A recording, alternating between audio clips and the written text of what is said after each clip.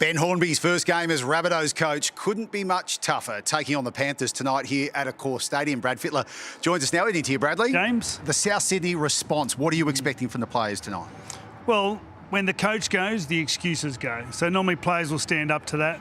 With Ben Hornby, now Jason Demetrio's gone, it might have been his first day of coaching yesterday, but he's been there for 5 years. So these players would be very familiar with Ben Hornby, with his voice and his ideas on what a game looks like. If ever they needed some motivation, Damien Cook, a player you know very well, game 200 in the NRL this evening. Yeah, it'd be nice to honour Cookie with a good performance. They have to play for 80 minutes.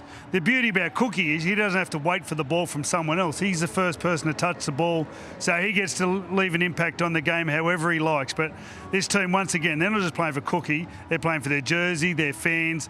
They got a lot of people who are relying on a good performance tonight. No Nathan Cleary for Penrith. Who's winning this one?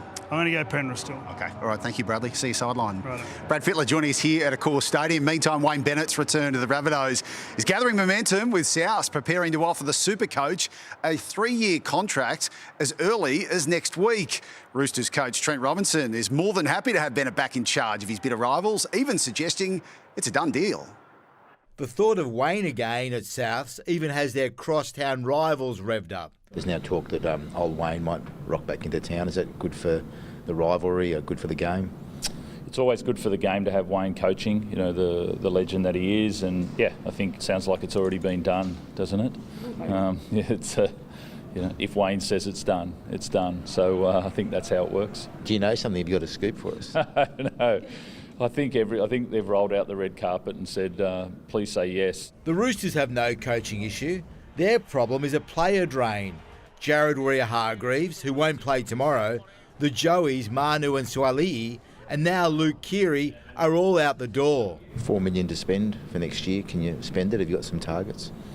Yeah, I think that's a little bit over-exaggerated. We've got some targets there that we are looking at, but you know, at this time of the year in Luke's position, it's difficult. A big chunk of their cash will go towards keeping star half Sam Walker. Robinson knows his importance. All teams have this X factor. Is Sam Walker that for you? Yeah, I think we saw that pretty clearly last weekend.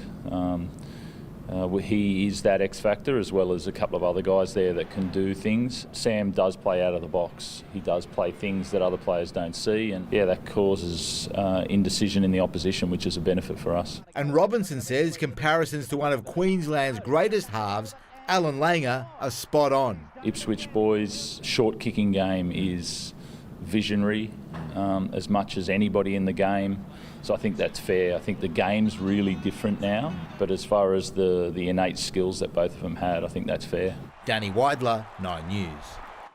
Bulldogs general manager Phil Gould has been fined $20,000, 10 of it suspended, for comments he made on Nine's 100% footy.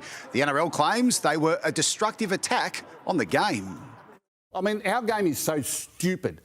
You can lose the ball over the line scoring a try, right, and you get penalised 20 metres and 7 tackles. What sort of stupid game is this? Who sits and makes up these rules?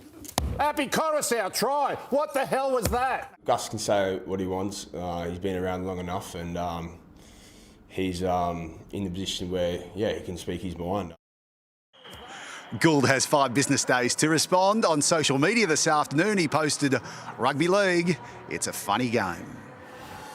Meantime, Anthony Seibold has stressed to his team not to be complacent as the Seagulls prepare for tomorrow night's showdown against the Raiders, who are coming off a Sharks smashing. We're not going to see the 40-0 Raiders this Friday. Like, let's be honest, you know, that wasn't them.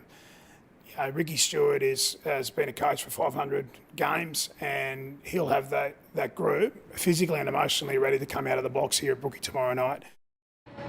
Daly Cherry Evans will lead Manly after having his dangerous throw charge downgraded.